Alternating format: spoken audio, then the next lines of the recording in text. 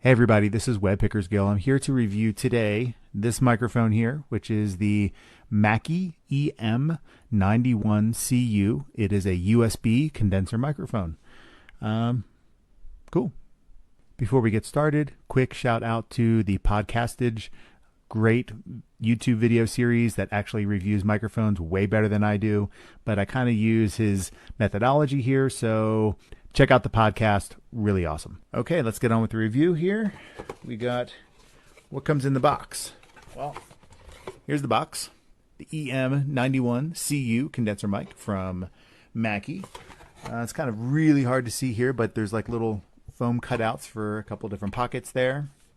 Obviously, it comes with the microphone, which is right here. Obviously, the location where the emblem is where you would speak into the mic. Comes with this shock mount. It does not come with a threaded adapter for a boom arm like this, so I had to borrow this to get it on my boom arm, but it does come with a shock mount. Also comes with USB cable, so that comes in the box. Very handy. We got some coupons here for some free apps. We have Avid's Pro Tools First. Pretty cool. And over here we get a free download for Waveform OEM and the DAW Essentials Collection.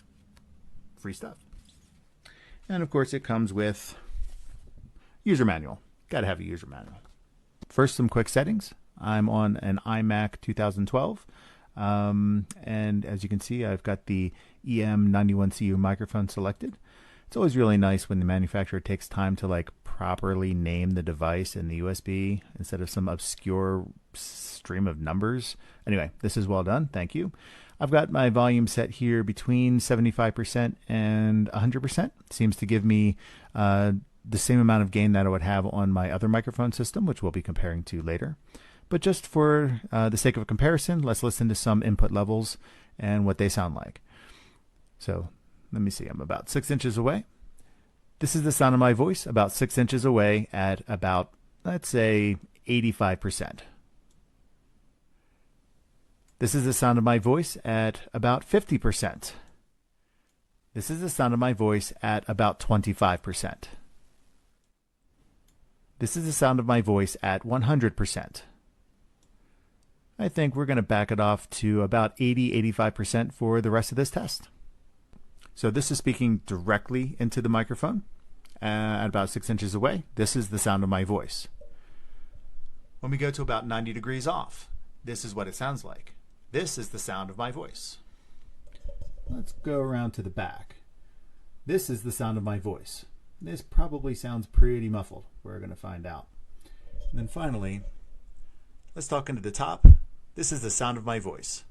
I have a feeling all of those don't sound pretty good, but I'm sure that this probably sounds the best right here. This is the sound of my voice. That's just a guess. 30 degrees off angle from my mouth, so that way when I speak forward, none of the plosives are going to hit into the mic, and you'll get an idea of really what it sounds like. That brings up a good point, though. This microphone does not come with a windscreen or a pop filter, so you'll want to purchase them separately.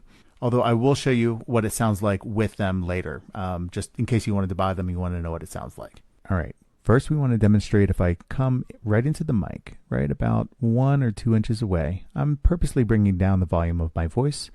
This is to demonstrate the proximity effect and how it sounds when your voice is right up against the mic. It's probably really warm, really bassy. Okay, this is about 6 inches away. This is where you're going to be speaking most of the time. Here we are about 1 foot away from the microphone, and this is the sound of my voice and what it sounds like here. Hello. Oh man, I'm gonna have to move that. Give me a second. Okay, this is what it sounds like about what, 4 feet, 5 feet away from the mic? Talking about the same level that I was before, maybe a little bit louder. 1 second. 5, 10 feet or so away from the microphone. Hello, can you hear me? I have no idea if you can hear me. Okay, to do some plosive rejection tests, we're going to line the mic straight up with my voice to say, please send pizza pronto. Please send pizza pronto.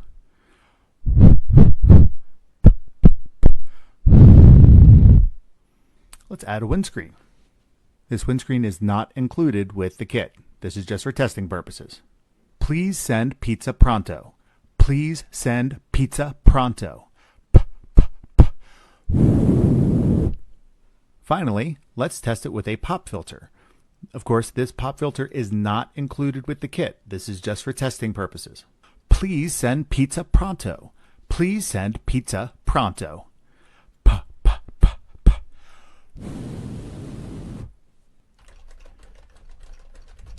So some of you guys are gamers and want to know what this is like. If you're playing a game online and you're trying to podcast with it, this is what some keyboard noise sounds like when you are playing and talking at the same time. All right, so it looks like I'm hiding behind the microphones here, but this is for the sake of comparison.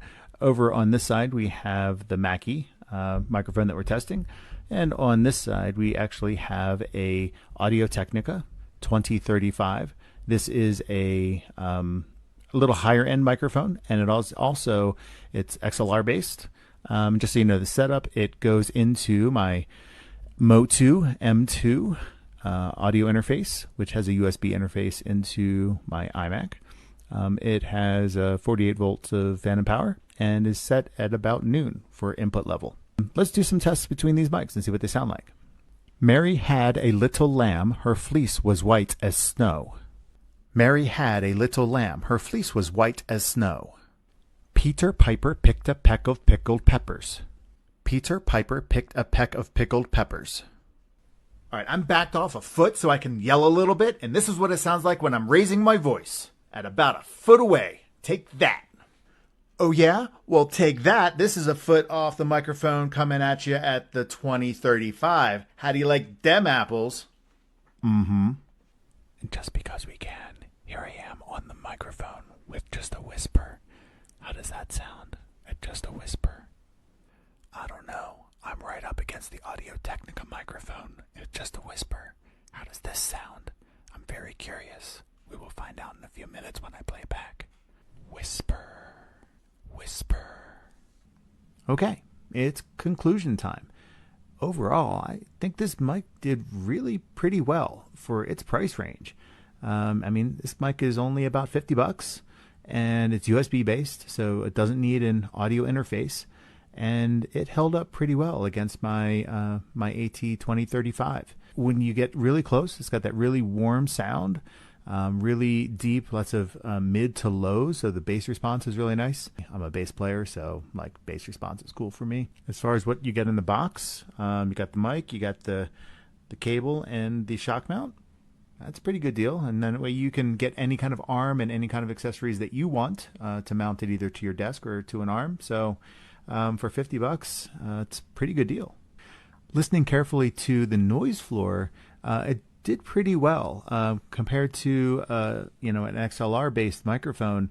The noise floor was a little bit higher. It was noticeable, but it was still pretty good. So no complaints there at all. So I would recommend this for some professional use. Yeah, you could definitely do a podcast with this. You could do some audiobooks maybe. If you're an independent VO artist and you've got maybe a treated room and you're doing some auditions and maybe some light VO work on the side, this could probably hold up okay for you. Until obviously your clients might say, I don't know, you might need to upgrade your mic. But this is definitely a good entry point in my opinion. All right, so yeah, to wrap it up, happy with this mic. I'm glad because this is I'm looking for a mic for my son for him doing his own kind of podcast and YouTube channel. So I think we found ourselves the winner for him. So very cool. Okay, well, that's it. I hope this microphone review was helpful for you. Have a good day. Welcome. We're taking a look at the Mackie EM-91C microphone. This is the USB version of the Mackie.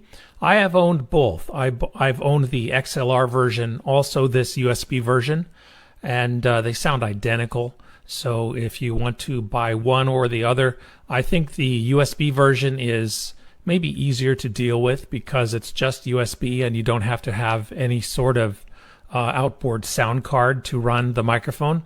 Also, the price is very good at the moment, I see, on Amazon for this microphone. I owned the XLR version before. I had it for about a year and I sold it. And 3 or 4 years later, I decided to buy it again. The reason I like this microphone is because it does have a very warm tone and a very dark tone to it, so that the high end is not so wispy as many of the cheaper microphones sound like these days. That is just not there. So when I go into post and I decide to cut off and give it a bit of a high, I guess you'd call it a low cut, and I cut off some of the low frequencies below around 100 or 110 hertz, around in there, I still don't end up with that wispy tone at the high end. So I can add a little bit, maybe a little compression, I can cut those lows out, and it still sounds okay. So even though it's a dark mic, when you do a little work like that, say on a teaching video, for example, like I do, it's nice not having to de-ess. It's nice not having to remove all of those sounds that some of us, like myself, make with our voices. So that's really a good deal with this microphone. Otherwise, just to let you know, I don't prefer to use this for Zoom, and the reason is because of that darker sound. Zoom, the algorithm in Zoom seems to try to compensate too much for the low end, and your mic ends up quieter than maybe you would want it to be compared to others around you. If you can trim that low end out with a filter, then yeah, you'll be okay. But I find that other microphones, for example, I have another inexpensive USB microphone. It seems to do better in Zoom. But I do like the way this works for teaching videos. Now, I don't have any treatment in this room, really. This is about I think it was like a 10-foot by 15 or 16-foot flat-walled room with, you can see sheetrock behind me. And on the sides, there's a big window over here. So the sound is echoing around pretty well. If you add a little treatment, you can clean up the sound a bit. But this microphone overall does a pretty good job of rejecting compared to other condenser-style mics, although it's certainly not a dynamic mic in that sense. But it does pretty well. Anyway, this is a pretty good deal for a mic, I think. If you're someone who wants to do teaching videos and just plug in and have USB, it's nice. It comes with this this basket for holding it, this shock mount. It does not have the thread adapter, which is kind of strange. It's one of the few mics that doesn't have that thread adapter. But I find I can throw it on a cheap boom arm like this, and it fits right in there. And I like that I can just, boom it up and move it in front of my face when I want and push it out of the way when I don't. Anyway, so it's a pretty good microphone, and it's a good value for the price. And that is the Mackie EM-91C.